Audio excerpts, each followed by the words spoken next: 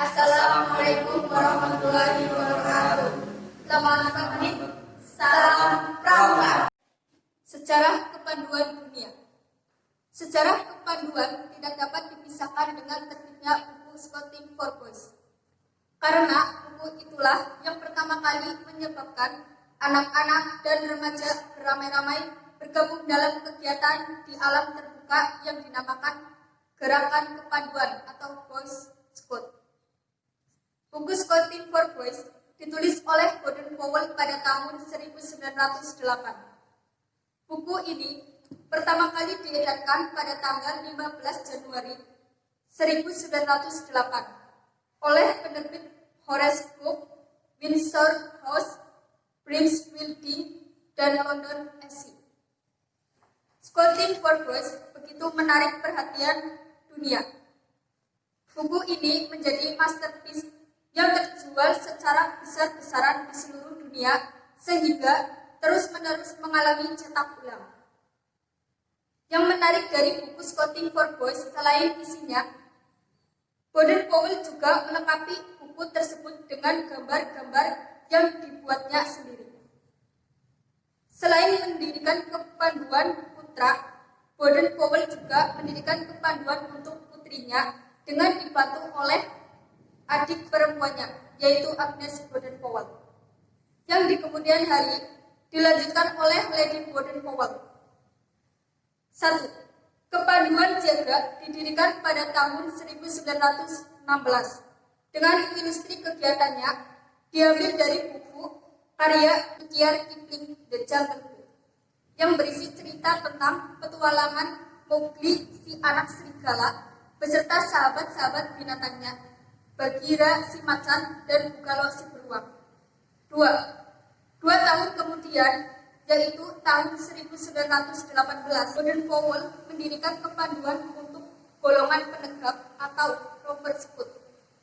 3. Untuk meningkatkan kualitas para anggota penegak, Baden-Powell menulis buku yang berjudul Traveling to Success atau Mengembara Menuju Keberhasilan pada tahun 1922. Buku ini berkisah tentang petualangan seorang pemuda yang sedang berperahu menuju sebuah pantai. BP menyebutnya Pantai Bahagia. Dengan melewati berbagai rintangan berbentuk karang-karang tajam atau karang kehidupan yang berbahaya yang selalu menghalangi laju perahu pemuda tersebut. Karang-karang kehidupan itu adalah 1. Karang wanita, 2. Karang perjudian, 3. Karang mementingkan diri sendiri atau egois dan mengorbankan orang lain, 4. Karang tidak bertuhan atau ateis. Jadi, dari semula Baden-Powell telah mengajarkan bahwa untuk meraih keberhasilan, para pemuda harus dapat menahan diri dari berbagai macam tantangan dan rintangan. 1. Selain itu, Baden-Powell juga menulis buku Petunjuk untuk Pembina, yaitu pada tahun 1914 sampai 1919. 2. Baden-Powell menerima sebidang tanah dari sahabatnya, yaitu William F. Du Bois MC Lawrence, guna untuk tempat bermain dan berlatih. Taman ini diberi nama Gilwell Park. 3. Pada tahun 1920, dibentuklah Dewan Internasional yang mempunyai 9 anggota dan kantor pusatnya berada di kota London, Inggris. Kemudian Dewan Internasional berubah menjadi Biro Kepanduan Sedunia 158, kantor pusatnya berkedudukan di Ottawa, Kanada. Pada itu juga, tepatnya tanggal 1 Mei 1958, kantor pusatnya dipindahkan lagi ke Jenewa, Swiss. Kepala-kepala Biro Kepanduan Sedunia antara lain: 1. Hubert Martin, 2. Kolonel J.S. Wilson, 3. Spry, 4. Lund, 5. Dr. Lazo Nardi, 6. Eduardo Missoni, 7. Luc Panison, 8. Scott Heard. Biro Kepanduan Sedunia atau PKS dibagi menjadi 2, yaitu 1. Biro Kepanduan Sedunia Putra berkedudukan di kota Jenewa, Swiss. Terdiri dari 5 sektor atau wilayah, yaitu Costa Rica, Filipina, Eropa, Afrika, Amerika.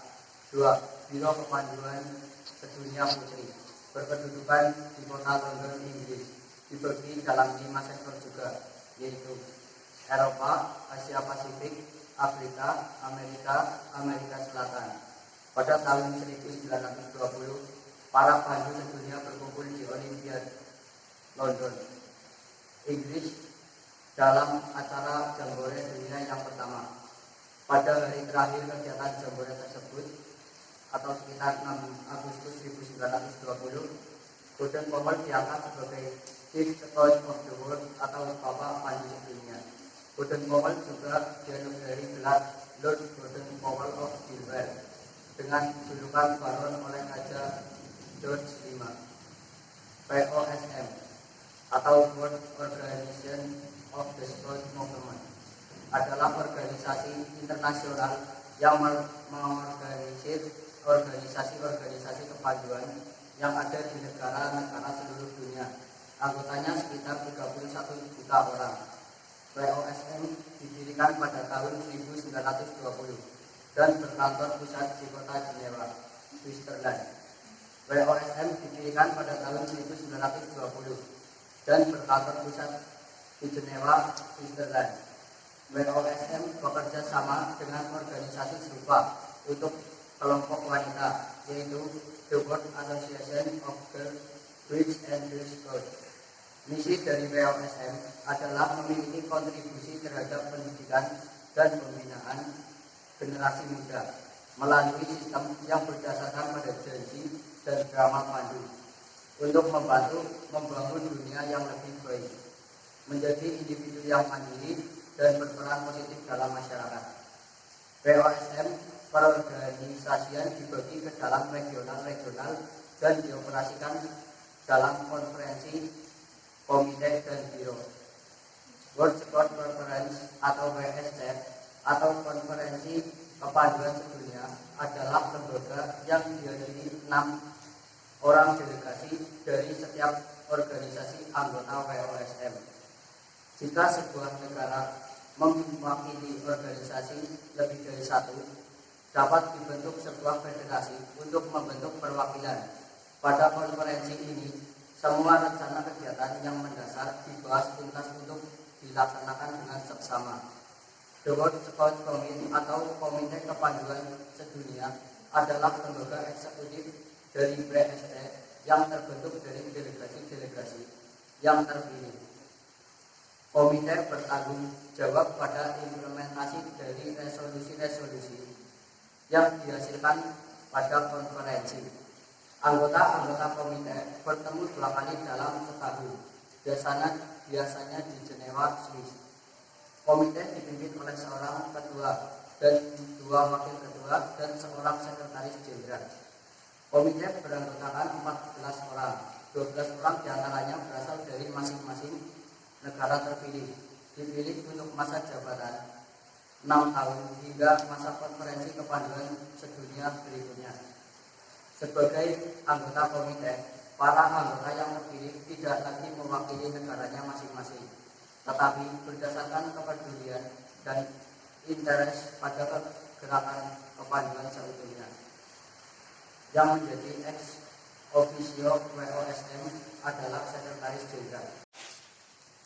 Sejarah kepramukaan.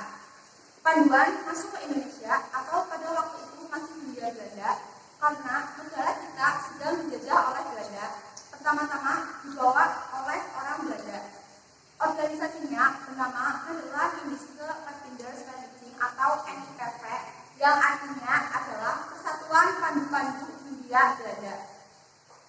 Bangsa kita mulai tertarik pada organisasi tersebut dan karena sifatnya yang universal maka organisasi kepanduan dapat cepat diterima oleh bangsa kita. Apalagi kondisi pada waktu itu sangat memungkinkan. Para remaja dan pemuda kita membutuhkan suatu organisasi yang dapat menampung aspirasi mereka terhadap tanah airnya. Sesuatu yang membuat pemerintah kolonial Belanda menjadi cukup khawatir. Oleh karena itu,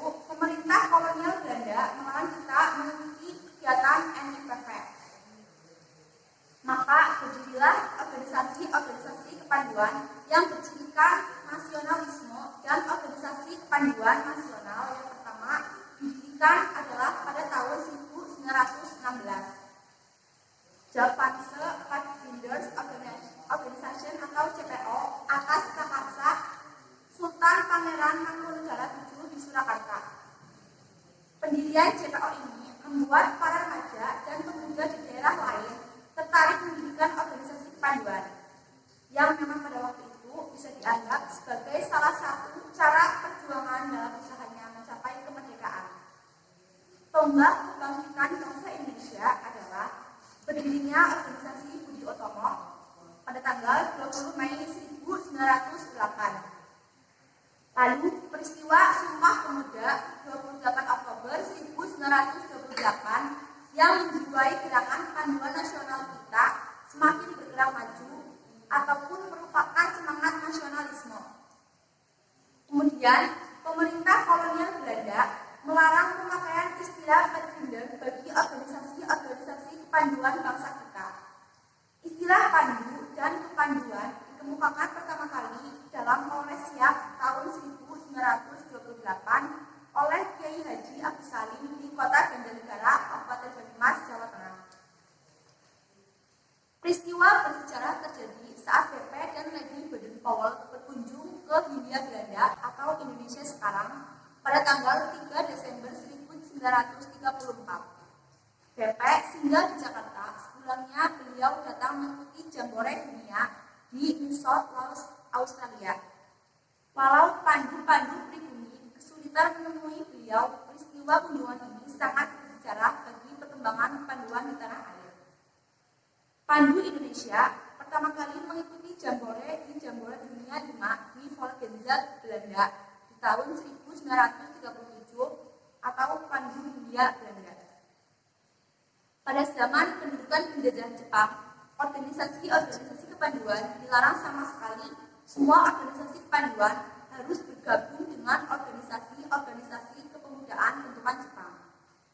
Kemudian, setelah proklamasi kemerdekaan 17 Agustus 1945, berdiri kembali organisasi-organisasi kepanduan hingga mencapai jumlah lebih dari 100 organisasi yang tergabung ke dalam 3 federasi, yaitu 1. IPINDO atau Ikatan Pandu Indonesia yang dibentuk pada tanggal 13 bulan 9 tahun 1951. 2.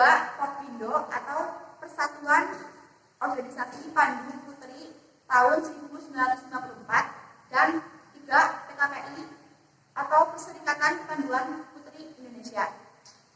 Kemudian terjadi peristiwa penting lainnya adalah Jambore Nasional Kepanduan pertama pada masa Pandu atau sebelum jadi pramuka, yaitu diselenggarakan di Pasar Minggu, Jakarta pada tahun 1955, diselenggarakan oleh IPINDO. Ketiga federasi tersebut bergabung menjadi satu dalam Perindo atau Persatuan Panduan Indonesia, sekitar 60 organisasi dengan kurang lebih 500.000 anggota pandu. Akhirnya, disadari bahwa banyaknya organisasi kurang baik untuk persatuan bangsa. Maka pemerintah pramuka sebagai dukungan pemerintah terhadap organisasi kepanduan Indonesia. Kepres tersebut di atas ditandatangani oleh Perdana Menteri RI saat itu, Insinyur Juanda, atau Presiden Soekarno sedang mengadakan kunjungan kenegaraan ke negara Jepang. Gerakan pramuka bukan badan pemerintah, semua organisasi kepanduan melebur diri masuk menjadi anggota gerakan pramuka, kecuali organisasi-organisasi berhaluan kiri atau komunis. Mulailah gerakan pramuka berkembang menjadi organisasi yang disegani. Kemudian, hingga saat ini telah diselenggarakan beberapa kali Jambore Nasional atau Jamnas. Pertemuan besarnya pada pramuka penggalang setanah air. Jambore ini dilaksanakan setiap 5 tahun sekali. Pada bulannya sering diselenggarakan di kota negara, Jakarta. Namun, seiring waktu kegiatan Jambore sudah dilaksanakan berpindah-pindah dari satu daerah ke daerah lainnya. Sekian materi dari kakak, jika ada kata-kata yang kurang jelas, mohon maafkan. Wassalamualaikum warahmatullahi wabarakatuh.